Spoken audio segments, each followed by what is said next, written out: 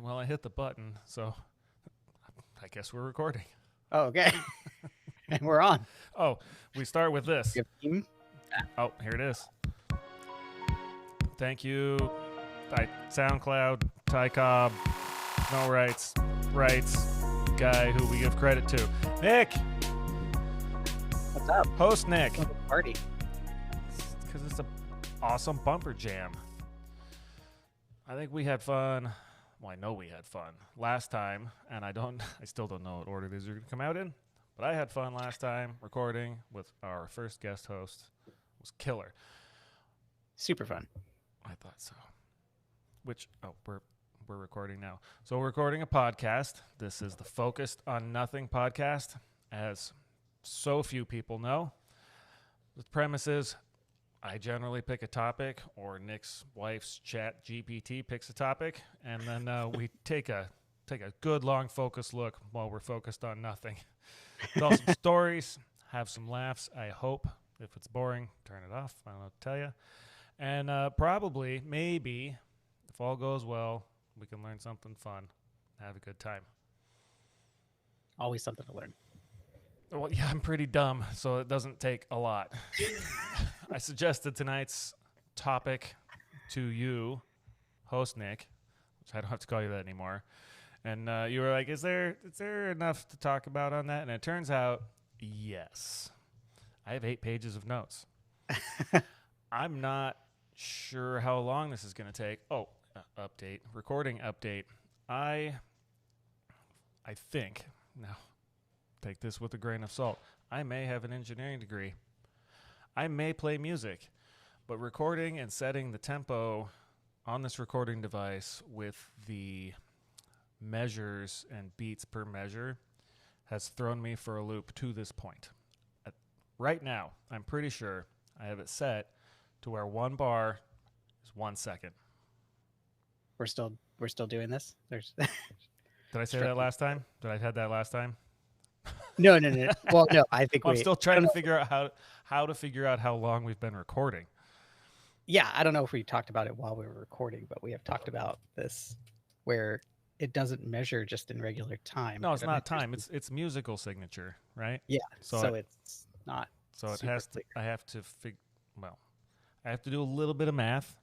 I had it set to where I think it was a minute per bar, and then the progress bar went so slowly it didn't look like anything was happening. And that just didn't sit well in my brain. So I was like, okay, if I scale this by 60, we can do 1 second per bar, and then I just have to count in seconds. So if I take my magic computer calculator, because I don't trust my brain, I do 45 minutes times 60 seconds, 2,700 measures. That should be 45 minutes. Yeah. Yeah, if I did it right. Okay. So right now we're at 200 bars, which by math would be 3 minutes and 20 seconds. And that seems like it might be close. You know, one of us could set a timer while we do this too. It just dawned on me. We have phones and smartwatches and computers. Well, and I'm using my phones to do all of this kind of stuff, and so I can barely do that. So here's my response to your, we could use a timer. Hell no. There you go. You use a timer, I please. think it's more fun this way. If I forget what the first recording we did was like, we're like 9,000 bars, so that seems like enough. And it was an hour. We nailed it. Yeah. So going into all of this to say and premise, and not to promise anyone anything, because I promise you nothing, except you get what you get. This might be long enough that we turn it into a 2-part episode. Okay. That I'm going to rely heavy on you to interrupt me and keep me on topic and ask questions I don't know answers to, because we do have the Google. We can always resort to the Google, and that'll just, take a little longer, and you can hear some tippy-tappy typing going on, and we'll just see what happens. Right. We have to do it because we're not editing anything. So no, I did. There's no fact checking. Y'all just deal with it. Yeah. It's kind of related to fact checking. There is some Japanese names and some Japanese words I'm going to get into. I don't speak Japanese, so I would like to say now that I apologize for all of the words that I'm going to say wrong that I don't know how to say, that I will just get through, and I'll pretend that that's how you say them, or apologize when I say them, and I apologize for that. But it's okay. It's a couple of names and a couple of words. Other than that, it's stuff I understand. But we've already proven I can't read very well, so this will just go how it goes. It's a good topic. So, email address, focusedonnothing@gmail.com. Send us an email if you would like to leave a suggestion, a comment, a topic recommendation, a family recipe. I love family recipes. Please, don't be stingy with those. And whatever. Breakfast what? Secret ones. I don't want the secret family recipes. You got like Nana's pasta recipe. It's probably just eggs and flour. Yeah. But if you got it, I'm here for it. And if it's good, I will bake it and tell you whether or not it was enjoyable next time we record.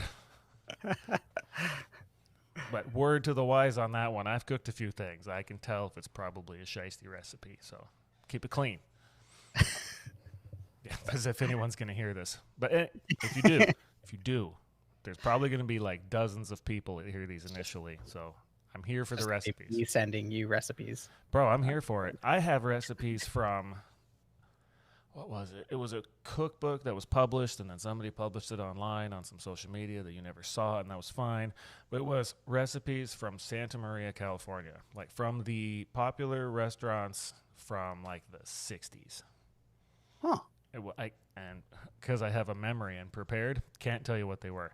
But there was like a Chinese restaurant on Main Street. Here was this dish they made. Here's how you can make it. Tastes the same. There was Santa Maria beans from, I think it might have been Jocko beans. Here's how you make these beans. Tastes great. Here's the recipe. I use that recipe to make Santa Maria beans still. Really? It's fantastic. How interesting. Yeah, so I'm here for the recipes. And if you have any from Santa Maria that I don't have, as if you've ever heard of that place, not you, Nick, because I know you know where that is. If anyone else does, I'm here for it. And now that we've rambled on for 440 bars, this is going great. So we'll see where we're at. I don't have my pages numbered, but the Google sheet will tell me. We may need to turn this into 2 episodes, or it may turn into a 2-hour episode.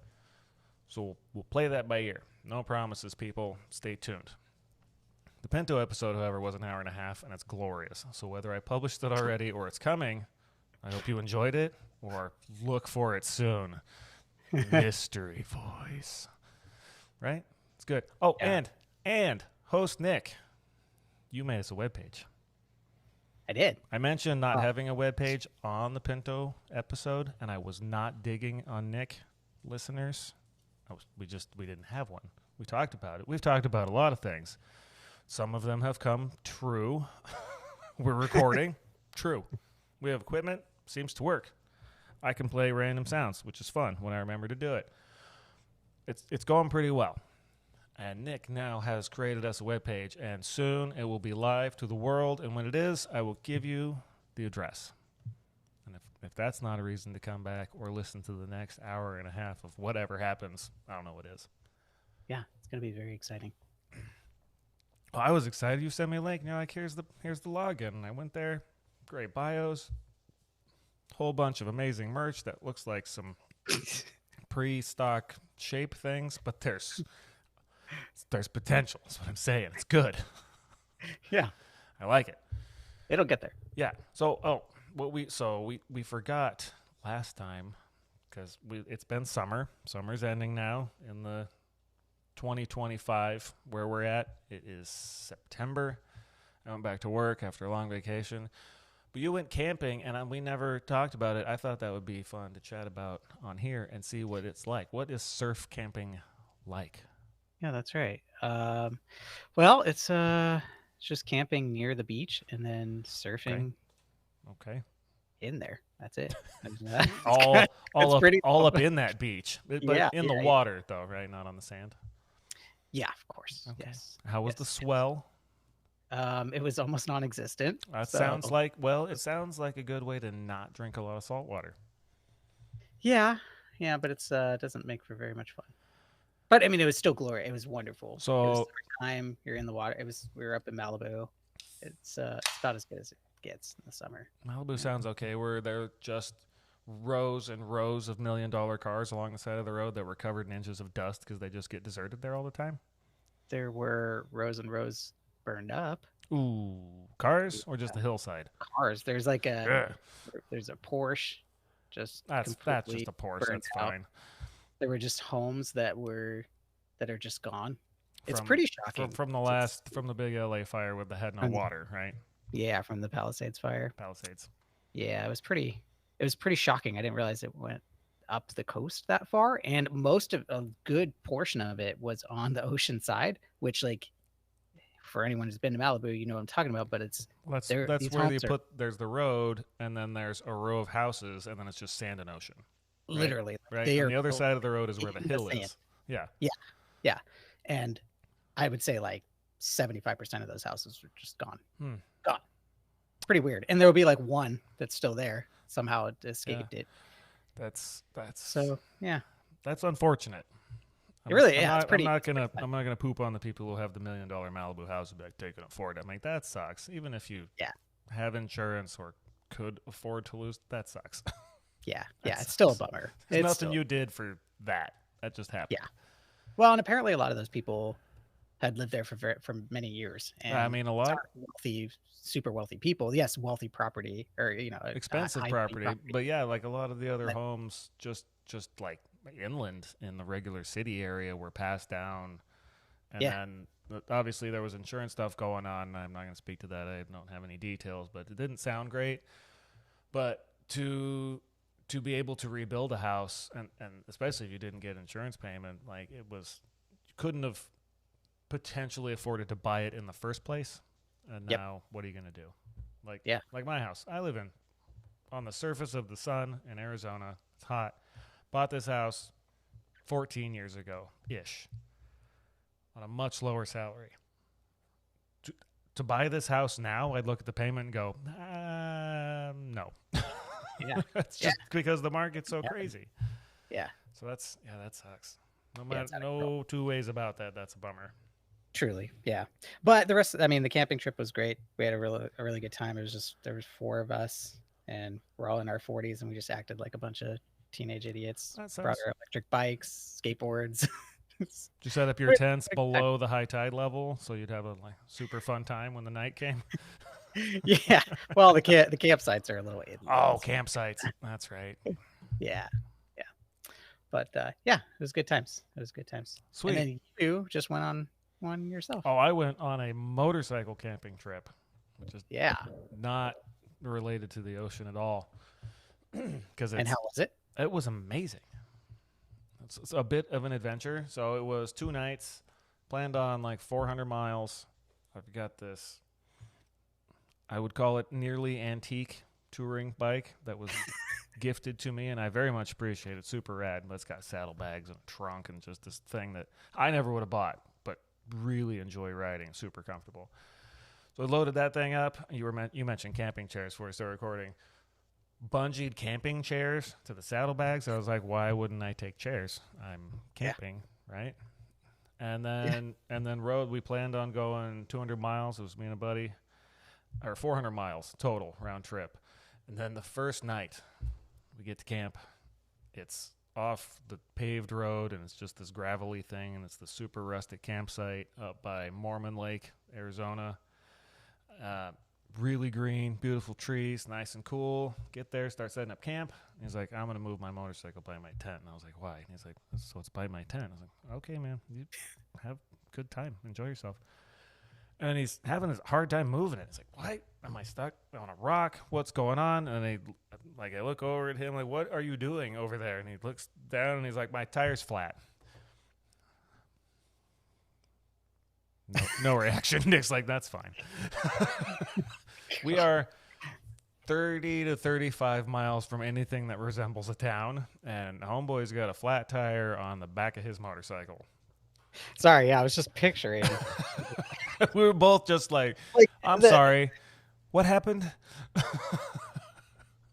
Yeah, like getting a flat in a car sucks, but usually you have a spare. You could have a spare, or you could just wait for a tow truck and have air conditioning. It wasn't hot. We didn't need air conditioning, but we were just middle of nowhere, and I was like, I don't have a spare. We don't have a spare tire.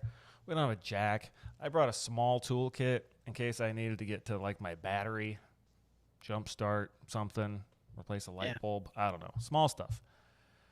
So we have nothing. There's no way to fix this, right? And then his bike's got this big rear fender on it that goes close to the ground, so we can't even tell what's going on with it. So we ended up getting some logs that somebody had chopped up, like smaller logs, like 4-inch diameter, and then maybe a 6 and an 8. And I got on the thing and leaned it over to one side, and he jammed one log in it under the frame, and I'd lean it over to the other side, and he jammed a bigger log in under the frame until finally we had it up on a log because it's a Honda Shadow, and it has no center stand. And it has a flat tire. So seeing why it has a flat tire was impossible, it seemed to us at the time. Yeah. And then start turning the tire around, and he's got, I would call it a 1/2-inch long nail in the bottom of the center of the middle tread in the back tire. It's a 1/2 inch long, just long enough to get in there and jam that boy up and make it go flat. So that was awesome. So we're like, okay, now we know what's wrong. Tomorrow morning I'll go to Flagstaff. I'll find an AutoZone. I'll get a plug kit. I'll get the world's tiniest air compressor that'll run on a battery. Come back, we'll fix it, and we'll head on our way. And he was a little hesitant. He's like, you can do that to a motorcycle tire? I was like, well, it's not recommended. Also, we're in the middle of nowhere. So we can call a tow truck, or we can plug this boy and head down the road. And if it gives us a problem later, we'll fix it. Back tire, I mean, you ride. If you're going to get a flat, back tire is where to have it. Yep. So, we talked about it, sounded fine, and that is what we did. Got it the next morning. I rode up to Flagstaff, got parts, headed back. He was packing up camp, plugged the tire, filled it up, finished packing up camp, held there. We rode 150 miles-ish that day. Tire was fine. Next morning after camp near Prescott, checked the tire, was fine. Rode home. Nailed it. Nice. So it was fun. It was really beautiful. It was really not hot. Made some good food. Rode on some roads I've never ridden before. It was a good time. Very cool. Yeah. Yeah, that's the way to do it, man. Just live so. It. I think I should do that again. It was a lot of fun. Yeah, definitely. Yeah, well, I'll be getting the bike, a different one. After you've got one you're gonna sell. Or... I have one that I'm gonna sell. I'm gonna be sad to see that one go, but that's okay. Yeah, but got to make room and. Oh, I know. My whole life, I want more cars or more trucks or more motorcycles. I'm like, well, if I want another one, this one's got to go because I need the space and I could use the money. Yep. But that keeps the adventure going. So, yeah, I look forward to it. Maybe we go camping at some point. Yeah, we will. Hell yeah! Oh wait. Oh yeah! Oh god, that was loud. Did that deafen you? No. Okay, I'm gonna go ahead and turn down my. Where is it at? Turn that down in my headphones, and we're back. And we are a lot of bars into this, and I haven't even mentioned what we're talking about yet. Yeah, what are we talking about? So this is going to be our first in a series, I hope. Maybe one a season, because we're going to do a bunch of seasons. Maybe one a season. I was calling it Food Conspiracy episode, with the subject being MSG. Everybody's heard of MSG. Some people have some...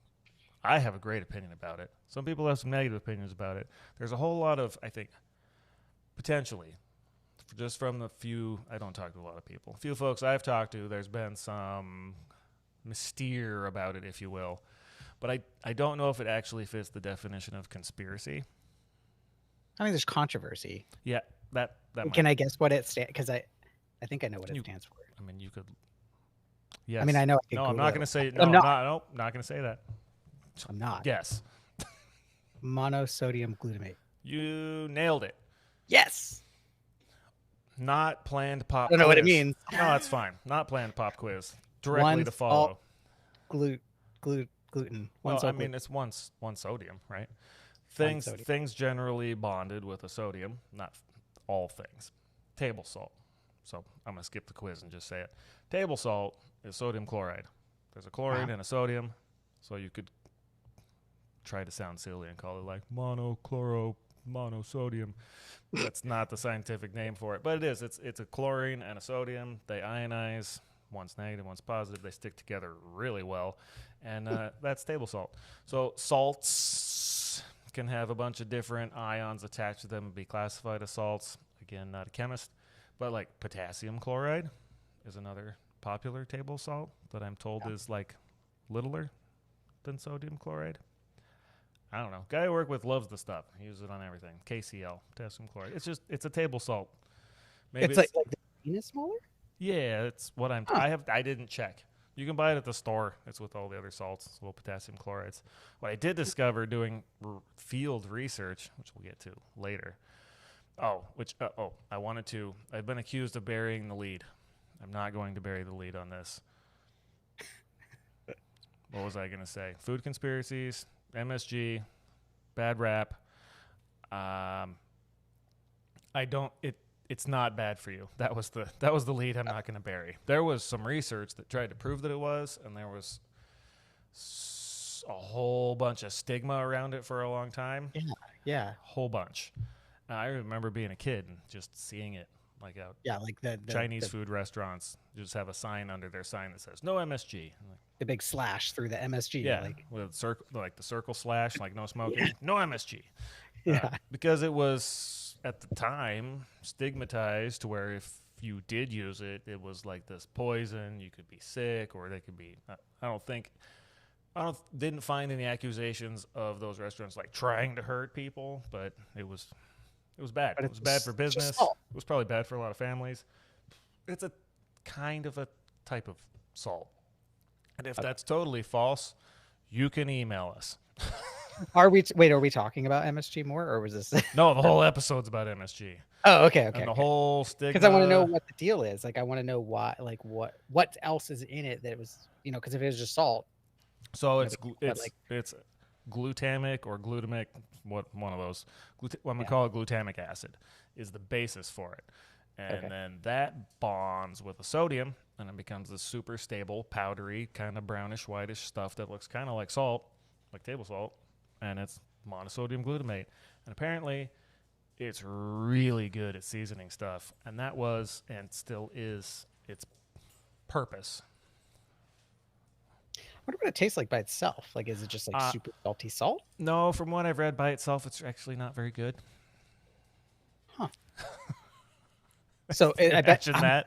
I wonder. I think it's my favorite seasoning that I can't find pure at the store. I could probably order some. I should have looked to see if I bet you can order some. I bet Bezos sells it.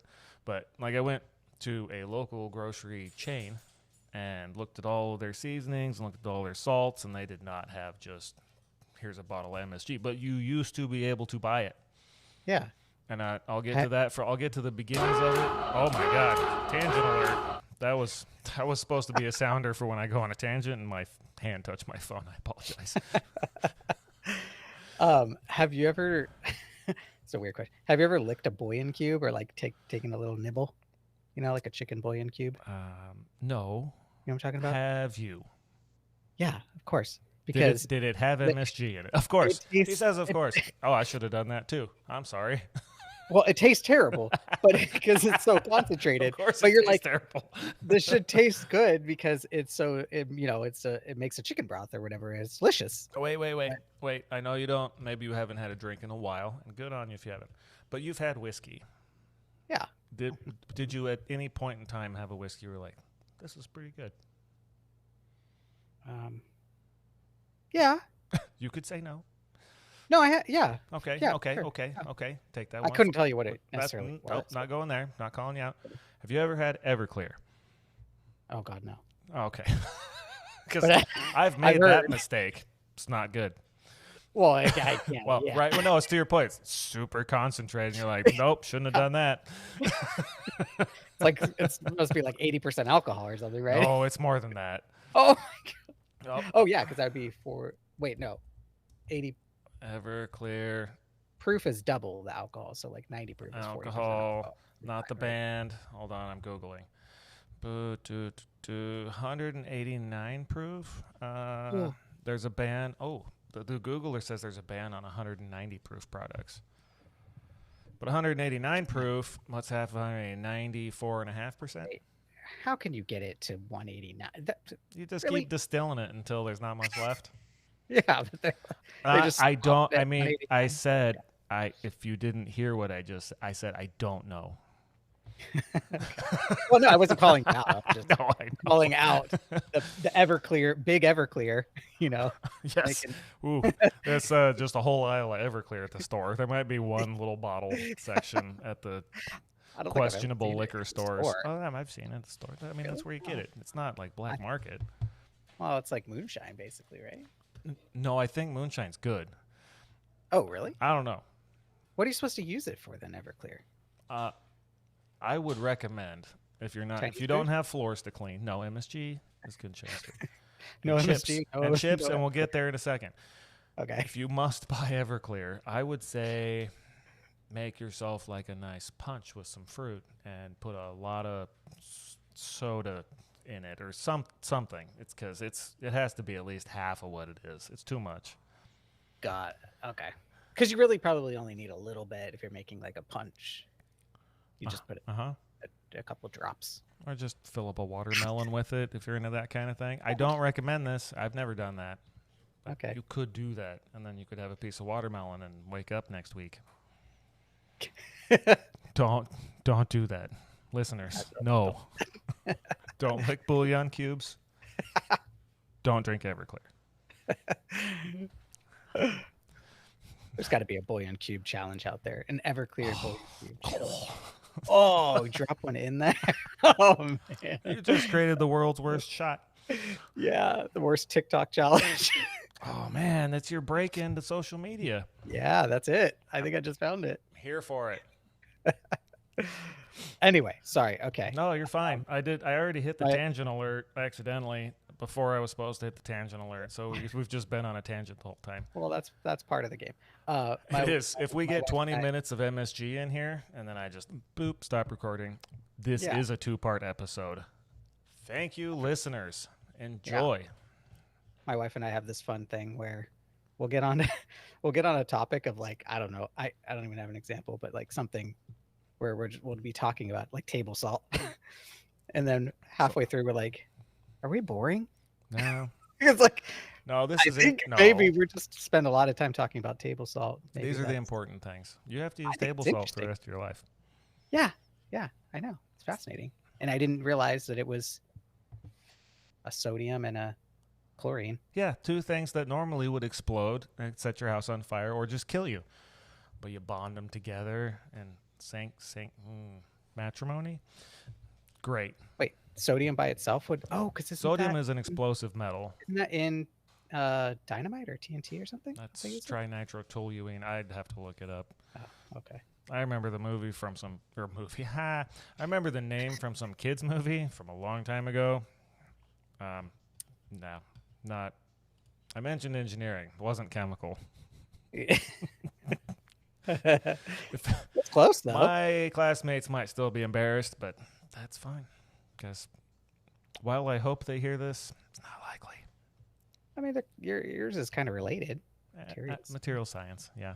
There was, it was a lot of reactions, but it just wasn't the same. Everything.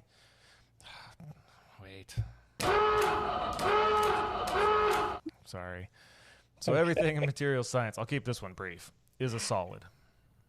And you can disagree with me if you have the same degree I do, and you can email us, FOCUSEDONNOTHING@gmail.com. Basically, you just figure everything's a solid, and then there's reactions, and then there are diffusions, and there's enthalpies, and there's activation energies, and there's all kinds of crazy stuff, quantum physics. But basically, if you just treat everything as a solid, you don't have to worry about it. And I not being a chemical engineer, I think they think everything's a liquid. I don't know. The chemical engineers. Maybe. I'm not. That's no disrespect. Haven't done it. Yeah. No.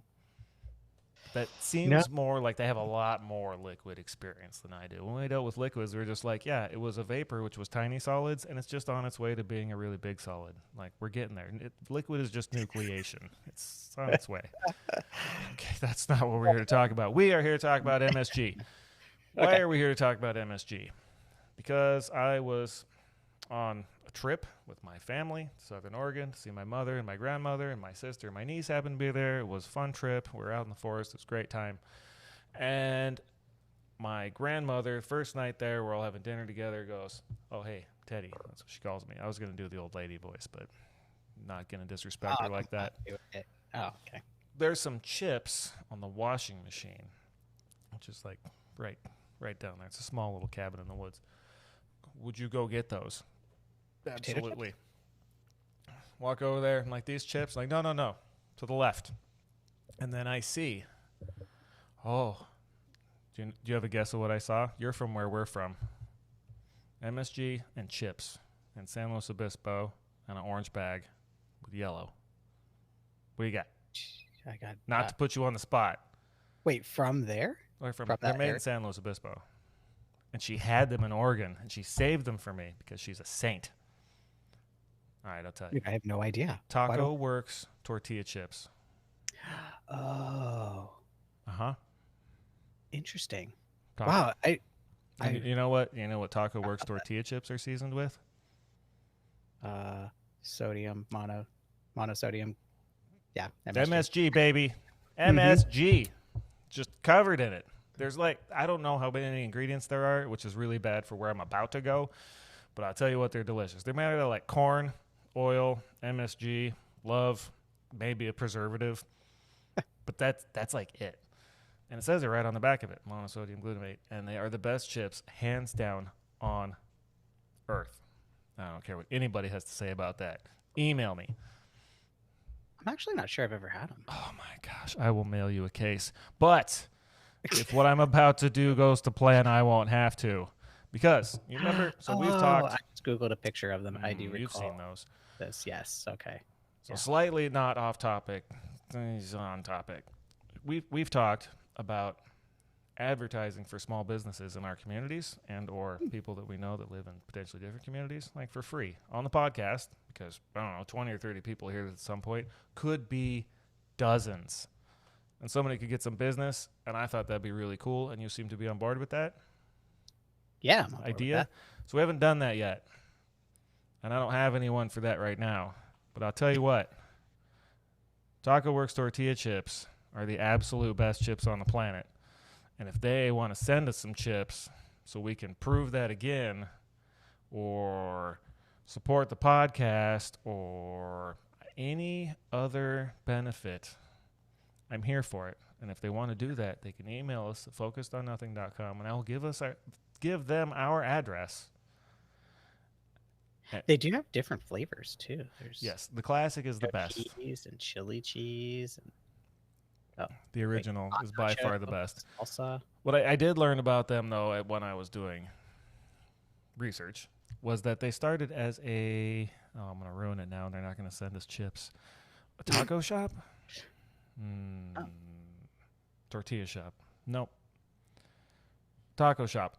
Founded in 1976. Then they started making chips, and then I think the bio said something like they got feedback from their customers to perfect the recipe, and now they're just a local tortilla chip empire. Wow. Yeah. Good for them. Absolutely. They're actually very affordable. I'm looking to buy, if you were to buy case. You want to go a case at a time, and if Taco Works is listening, because I'm going to send them the RSS feed to this link, email us. Nick forgot how amazing your chips are, but we'll gladly give you another review. Yeah, we'll sit here and crunch all day.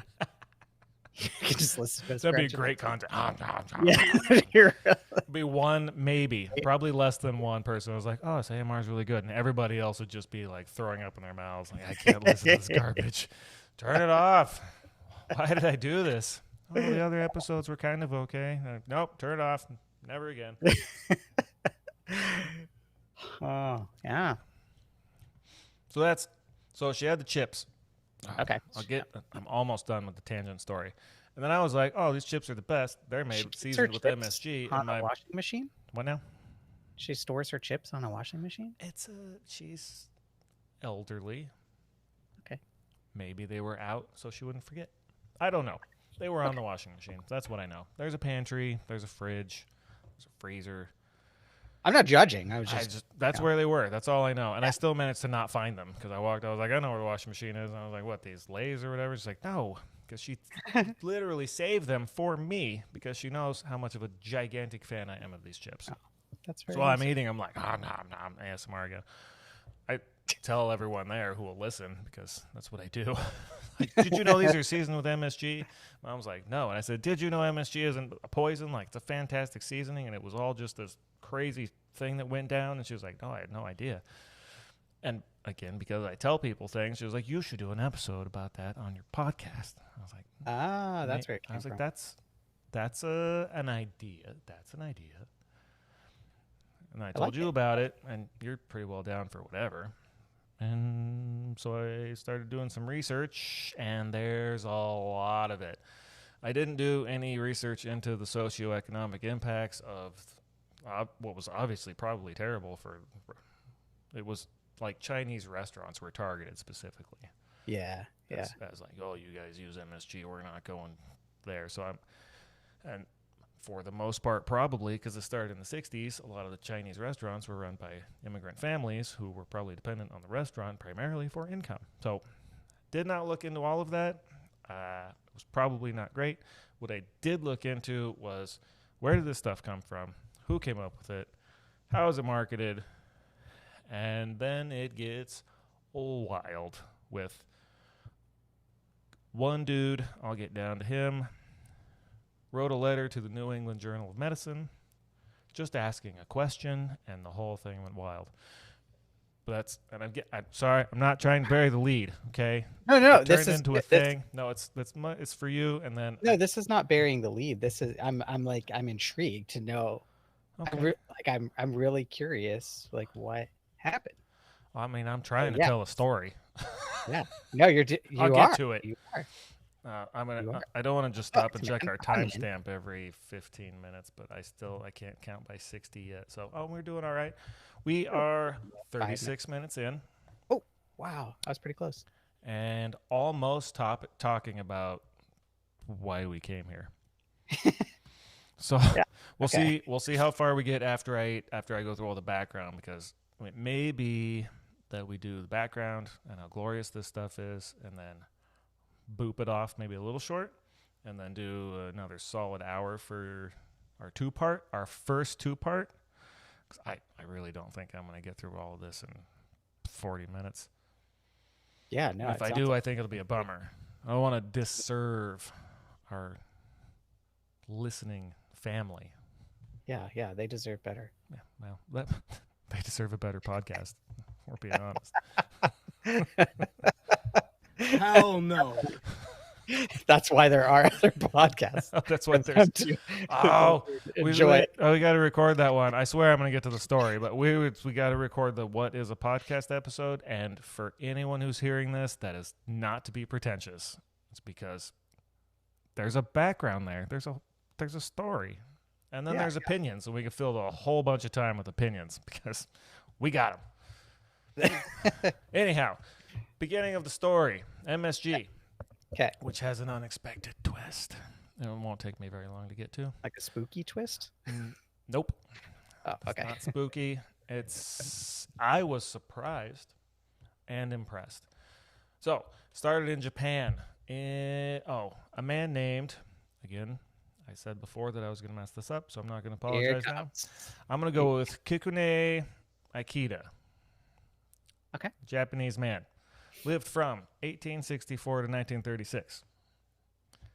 So a while ago. Graduated from Tokyo Imperial University with a chemistry degree in 1889. 136 years ago. Okay. Check my math. Good guy. Right. And then he worked, and he did a little work abroad, and he did some other work, and in 1901 became a full-time professor in chemistry at that same school, the Tokyo Imperial University. That's pretty cool. Like, he went to school there, he was like a assistant professor, and then he went to a country I didn't write down. And anyway, came back, he's a professor, Tokyo Imperial University. Pretty cool. That's 1901. In 1907, the story goes, according to Wikipedia, other sources that I have in my notes, this is a very well-sourced article, podcast. It's not an article, it's a podcast. Well-sourced. Trust me. Story goes, our boy Ikeda was eating dinner with his family when he suddenly stopped. I put it like a footnote, like, what did that look like? He's just like eating his food, nom, nom, nom, nom. And then he freezes, or does he do like a flash dance pose? And he's just, frozen time. Or was he just like slow eating, like, then he got a spoon in his mouth and just kind of stuck there? Like he was, like he paused. Like who was telling this story? Like, was this his wife or something telling this story? Because this was 1907. It's not like they were recording them. Okay. Hold on. Let me scroll to the bottom. This was either sciencehistory.org, okay, Wikipedia, or 538.com, which was another link to an actual. I'm going to click on that. It was an actual. I don't know. How do I click on? I'm more than okay with facts that keep things interesting. I have no qualms with made up facts. So what we're gonna do is we're just gonna believe it. So he froze. Yeah, he froze. Apparently, on this particular day, I don't know who made the soup. This particular broth in his soup was really good. It just blew his mind. Maybe it blew his pants off. I don't know. Maybe it was. Oh man, he was a goner. Clearly. Yeah. Maybe. I don't think I've ever had anything to eat where I just like stopped in my tracks. Well, I mean, this actually. So the twist to that's coming real soon, and it was that impressively good. And it turns out. Yeah. Okay. The secret. There's what's different about this soup? There's some magic here, and that magic was flavor. I know, right? So the broth, according to the articles, had been seasoned with 2 ingredients, which I imagine were not that abnormal to use. Otherwise, you wouldn't be using them. I'm not from Japan in the early 1900s, but goes. It was seasoned with kombu, which is anybody who knows what that is already understands. But what Wikipedia says, it's described, or maybe in the article, as a species of brown macroalgae. Does that sound like something you want in your soup? Macroalgae. Like big giant algae? Big giant algae. Which it turns out is it's kelp. It had kelp. Yeah, that's the umami flavor, I'm guessing, right? Oh my gosh. Now who's spoiling the show? Oh, sorry. No, it's fine. Okay. I was almost there. So there was the kombu, and then there was some fish or some kind. Katsuobushi, fermented fish flakes. Yeah. And then I wrote, Japanese really know how to live. Okay, their food's great. I love sushi. Just those 2 things in a soup, I wouldn't have been my first guess. I'm not Japanese. So he was like, this soup is killer. And decided, it was 1907. In 1908, he described the flavor that he found in those things that had been added to his soup that day. He coined, this guy, Japanese man, Kikune Akita, sorry if that's wrong, coined the word umami in 1908. Nice. He was the first one to say it. Wow. He wrote it down. This is what this is. He defined it. Does it translate directly to something now that I think about it? Yes. And I believe that thing is super flavor. So he founded a little bit of a skip, but I'll come back and then I'll Google umami.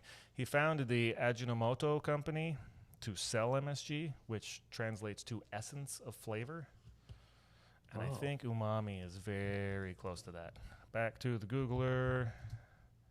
Umami word definition. Category of taste. So it's one of the tastes. But what does it literally mean? Delicious, savory taste. Deliciousness. Yeah. And this guy, who ended up being the guy who I'm about to get to, figured out how to mass produce and sell MSG. The whole point and purpose was he figured out that glutamic acid was the stuff in the umami flavor that I said he coined the phrase. He defined, I guess, if you will. Yeah. Was from MSG. Wow. MSG was the source. Cool. Yes. I got this far into it, and I was like, I had no idea. All I knew was there was some conspiracy, and I really love it, and I don't know why it was so bad, but it probably was really rough on a lot of people. And then I got into some crazy scientific research that was not scientific that we will get to. All right. Yeah. 1908. Define the word umami, savory. So, and then we had, because I had only heard, and I don't know what it was. Oh, so I wrote he used the word to describe the flavor enhancement that glutamic acid provides to food. And, yeah. There I was. Apparently, until I was 40, maybe 35, like my whole life, I had known sweet, sour, salty, and bitter. Yeah, this is the fifth flavor. Those are the fourth flavor things, and then somewhere around, it felt to me, I was off by 113 years. It felt to me like 112, like in 2020, everything was. Oh, did you get that umami, man? Get that umami flavor? Oh, it's so umami. And I was like, what? What is this? Now, I'll have that just uncultured swine, obviously. But it just seemed like before that I'd heard it, but then it just seemed so constant. I didn't understand. Now I understand that it was, the phrase was coined in 1908, and it is the fifth definition of flavor, the savoriness of food. I had no idea. I didn't know it went back that far. That's wild. Yeah. No, if I had to guess, this is another one of those calling back to our guess first episode. Get it right. Yeah, it would have been like 2008. Someone was hell no. Try again. Yeah. 1908. Yeah, fool. Oh yeah. Nailed it. Yeah, that's pretty wild. I thought so. Honestly. Like Murphy and his law. Yeah, this has been around. So then Mr. Ikeda, not IKEA. He's not Swiss. He's Japanese. I'm sorry. I apologize to everyone. Swedish? Set out to do what any good capitalist chemist would do, and he figured out how to mass produce this stuff into this little crystalline MSG seasoning thing, and then market it to people. I do have a little bit more chemistry about it. So it's apparently if you take the glutamic acid, which I don't know how you get that or distill it or prepare it or what have you do, but if you mix it with some sodium hydroxide, which is a liquid that's not really cool, you don't want to drink, just like you don't want to eat sodium or chlorine, it's NaOH. If you mix those together in the right proportions, you get monosodium glutamate and some water. Then you can dry the water off, and then you've got these beautiful flavor crystals of heavenly origin. You could just let the water evaporate, and then it's probably kind of like drying process and maybe some furnaces, and I didn't get into how to mass produce it. But well, because I mean, if you go into the ocean and you take some salt water and you just like put it on a plate and you let it dry, like the salt's left. Well, yeah, the water evaporates and then the salts. Oh God, I apologize, science people. Obviously, it's left behind. My brain's not gonna come up with a word right now. But it's not. But that's not a chemical reaction. It's dissolved in solution, and then it comes out of solution as the water evaporates. And that's what would happen with this mixture after you mixed it just right. Mm-hmm. But when you mix it, the glutamic acid gives up a hydrogen, and the sodium hydroxide has the other OH that joins with that hydrogen to make the water, and then the sodium joins with the glutamic acid, and it turns into the stable MSG. Fun. Yeah. Okay. Science is fun. Yeah. I can't think of the words most of the time, but it's awesome. You think of more than I can. Well, I did look this up. Okay. And just make up all of it. What do you say? Well, I didn't take chemistry, so I don't know any. I only took technically 2 semesters that were called chemistry. Well, that's still a lot. Yeah, sure. Just two more than none. It's like infinitely more than 0. It's crazy. So he figured out how to do it, and then I mentioned, so he went on to open a company to mass produce this stuff, and he called it the Ajinomoto Company, which, oh gosh, I lost my page. Ajinomoto means... Wait, sodium hydroxide is... Sodium hydroxide is a base, I It's believe. lye, isn't it? Bro. Which is also used in pretzels. You sure you're not talking about sodium chloride? Did you say pretzels? Yeah, they use, well, I don't know if they still do, but they used to use lye in pretzels, which is, lye is not, it's a cleaning agent. It's a cleaning agent and like if you corrosive. want to preserve a body. Again, no, That's it, don't. not- I think it would do that, but don't. And yes, it is a strong alkaline chemical solution that's often sodium hydroxide, but can be potassium hydroxide, which is another thing that you just don't want that stuff on your skin. Got it. Okay, sorry. Don't be sorry. I was over here trying to re-Google Ajinomoto meaning. Essence of taste. That was the name of the company. Translates to English as the essence of taste. So opened that company and marketed this stuff in these really nice looking glass bottles to like well-to-do, wealthy-ish, if you will, housewives to try to push it and get it into the world. And then as a result of that, it traveled, got sold it all over Japan, and apparently in the early and into China, and this part was lesser known to me.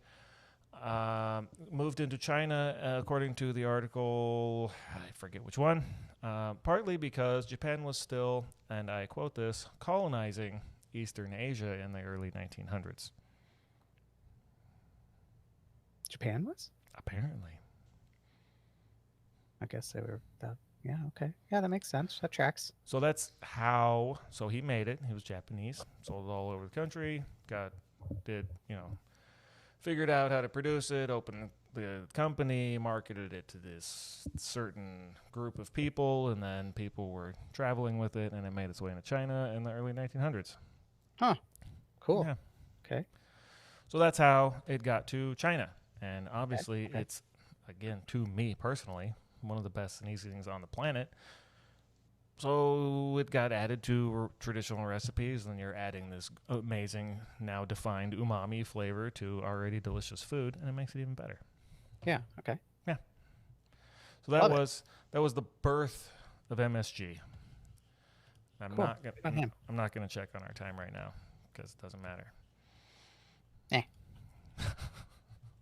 We're somewhere around 50 minutes. Well, I mean, 53-ish. So now comes, this is the tough decision. So we have the background. We caught up on camping.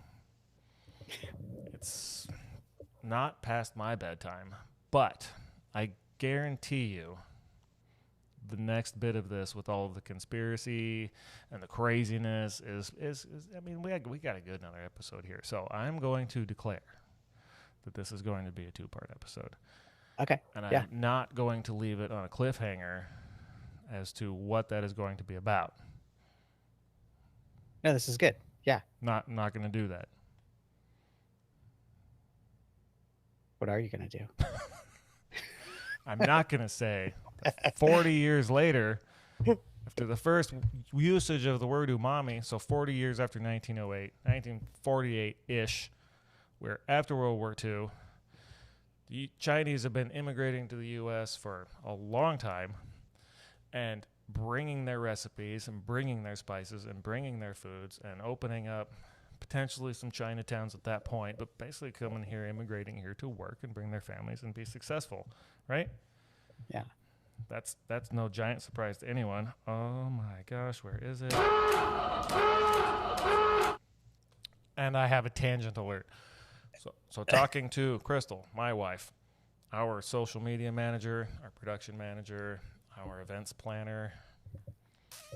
Ooh, she can be our brand outreach. Merch designer. yeah, merch designer. No, I was thinking for our foray into sponsorship or sponsorship person. Absolutely.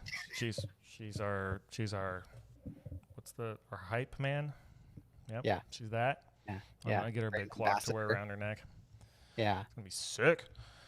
So I was telling her we talk about episodes, right? Oh man, I just learned all this stuff. Do you know this guy coined the word umami? No, I didn't know that. And it's like you're talking about salt with Rachel. It's like, salt, huh?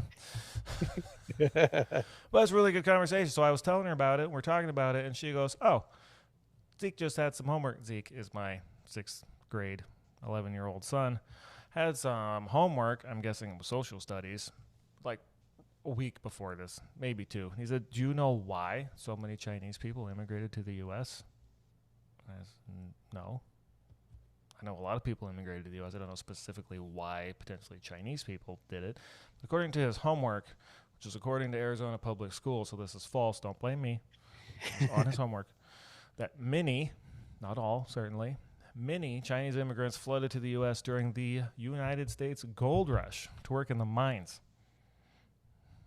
No kidding. So that would have been if 1849 was the California gold rush. That's why we have the 49ers, right? The minor 49ers. Mm-hmm. That would have been like 100 years-ish before this MSG conspiracy mystery thing started. So there was a long time. But according to his homework, that brought a lot of it. And again, according to his homework, the mines, they were hand-dug tunnels. Maybe there were some tracks or carts, and I didn't research anything about gold mining in the 1800s, but it was rough, to say the least. And apparently, the maybe U.S. or other immigrant miners noticed that the Chinese miners were healthier, even given these horrible working conditions. You're like, what's going on?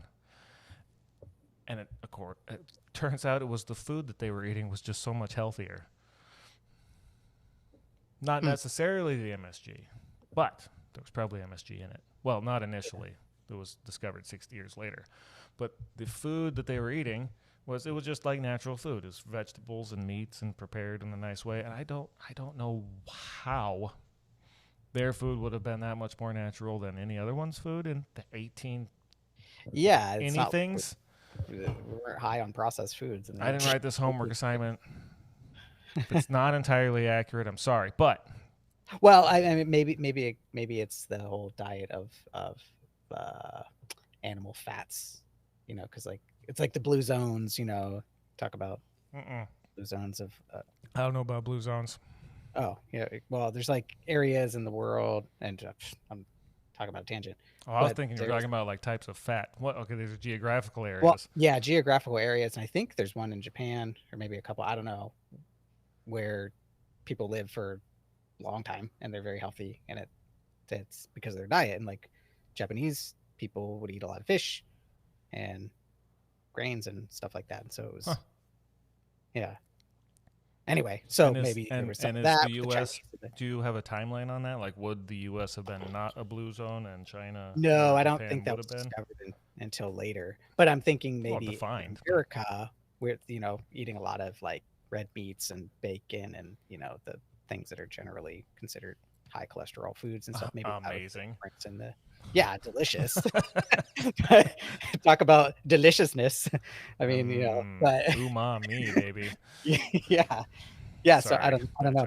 Maybe that was the diet difference, as what I was getting at. Yeah, I don't have the specifics, but that was an interesting point, and the timing on it was crazy because it's like, oh, do you know why like a lot of Chinese people came to America? And I had heard or seen or read or maybe been inferred to about some railroad work, but the mining didn't cross my mind.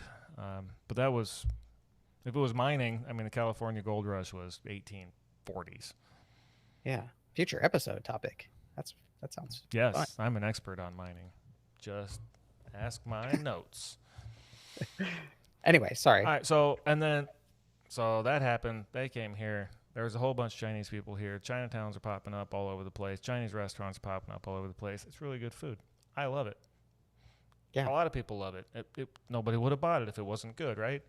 So, yeah. And then by probably 1930s, 40s, 50s, and certainly by the 60s, MSG was prevalent in all kinds of food. So much so that it was so popular that even American food manufacturers were adding it to canned soups, TV dinners. The military put it in MREs.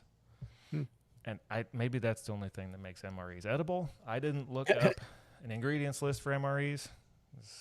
I didn't. I did go to the store, I mentioned that earlier, and looked for foods I could find that try to say that they had MSG in them, and I found some. And we can talk about that at the end of the next episode. Next episode, because I think that is a really nice place to end this one off. We've covered where it came from, who that guy was, who Umami is, how amazing camping is. And next time we can talk about all of the fallout that a pediatrician sent a letter to the New England Scientific Journal saying something to the effect of, hey, when I eat a bunch of Chinese food, I don't feel very good afterwards. What do you guys think? And it just blew up. Okay, I'm excited. It absolutely blew up. I don't think the guy who wrote the initial letter to the Journal of Medicine, New England Journal of Medicine, had any ill intentions. From what I've read, well, probably not. He's probably just like, "Hey, what's up?" Yeah, he was just like, "I noticed this thing. I'm a doctor. You're a Journal of Medicine. You guys are doctors. Maybe we could figure out what's going on here." He was pitching a podcast episode. He was. Yeah. 65-ish years in advance. Thank you, Dr. Guy, who I will name in the next one. I will. I'm going to name him. Okay. And on that note, I'm going to go with this. Give me a hell yeah. This. Hell yeah. And play the outro. Remind everyone to email us, FOCUSEDONNOTHING@gmail.com. Website's coming soon. Nick, thank you. It was fantastic. We should do this again very soon because we have another episode to record. Yeah. I'm genuinely excited to hear it. All right. And with that, timing is everything. And I don't have it. But